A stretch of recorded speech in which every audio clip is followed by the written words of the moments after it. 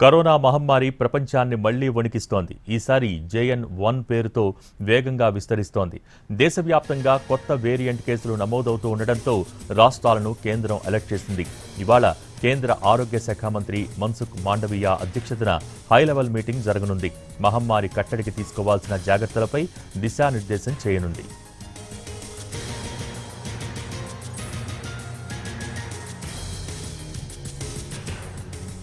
దేశమంతటా కరోనా క్రమంగా విస్తరిస్తూ వస్తోంది. రోజువారీ కేసులు పెరగటం ప్రకంపనలు సృష్టిస్తోంది. భారత్ సహా 38 దేశాల్లో JN.1 వేరియంట్ ఉందన్న కేంద్రం అప్రమత్తంగా ఉంటూ కొత్త కేసులపై నిఘా ఉంచాలని తెలిపింది. ప్రపంచ ఆరోగ్య సంస్థ ఇచ్చిన సూచనల మేరకు తగిన జాగ్రత్తలు తీసుకోవాలని రాష్ట్రాలను ఆదేశించింది.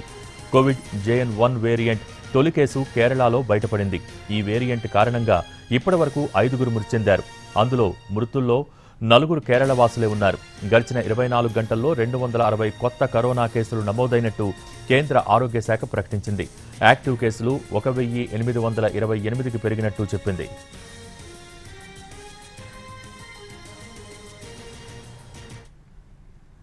దేశవ్యాప్తంగా పలు రాష్ట్రాల్లో వైరస్ జాడలు కనిపిస్తూ ఉండటంతో జాగ్రత్తగా ఉండాలంటూ కేంద్రం సూచిస్తోంది. అంతకుముందు కరోనా విజృంభణ సమయంలో తీసుకున్న జాగ్రత్తలు మరోసారి పాటించాలని అన్ని రాష్ట్రాలను హెచ్చరిస్తూ కేంద్రం తాజా అడ్వైజరీ జారీ చేసింది. రానున్న పండుగల సీజన్లో వైరస్ కట్టడి చర్యల్ని ముమ్మరంగా చేపట్టాలని సూచించింది. ఇన్ఫ్లుయెన్జా తరహా కేసులను జిల్లా స్థాయిలోనే నమోదు చేసి వాటిపై పర్యవేక్షణ ఉంచాలని పేర్కొంది.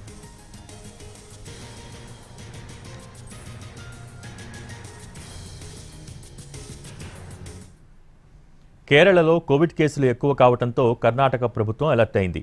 కేరళలోని అయ్యప్ప స్వామి ఆలయానికి వెళ్లి వస్తున్న అయ్యప్ప భక్తుల మీద నిఘా వేయాలని కర్ణాటక ఆరోగ్య శాఖ మంత్రి దినేష్ గుండూరావు ఆదేశాలు జారీ చేశారు. కర్ణాటకలో 60 ఏళ్ల వయసు కంటే ఎక్కువ ఉన్న సీనియర్ సిటిజన్లు తప్పకుండా మాస్కులు వేసుకోవాలని కర్ణాటక ఆరోగ్య శాఖ ఆదేశాలు జారీ చేసింది.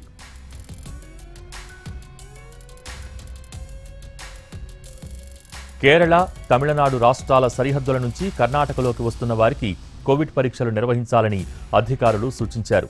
దగ్గు, జలుబు, గుండె సంబంధిత వ్యాధులు ఉన్నవారు తప్పకుండా కోవిడ్ పరీక్షలు చేయించుకోవాలని కర్ణాటక ఆరోగ్య శాఖ అధికారులు సూచించారు. ముందు జాగ్రత్త చర్యగా కర్ణాటకలో ఇప్పటి నుంచి కరోనా వైరస్ వ్యాపించకుండా జాగ్రత్తలు తీసుకుంటున్నారు.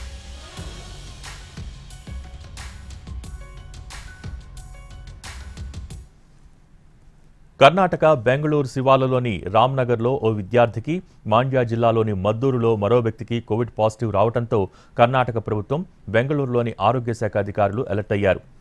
కర్ణాటకలో ఇప్పటివరకు 81 మందికి కరోనా వైరస్ పాజిటివ్ అని తేలిందని అధికారులు అంటున్నారు. కేరళ, తమిళనాడు రాష్ట్రాల నుంచి కేరళలో అడుగుపెట్టే వ్యక్తుల అందరికీ వైద్య పరీక్షలు నిర్వహించాలని కర్ణాటక ప్రభుత్వం డిసైడ్ అయింది.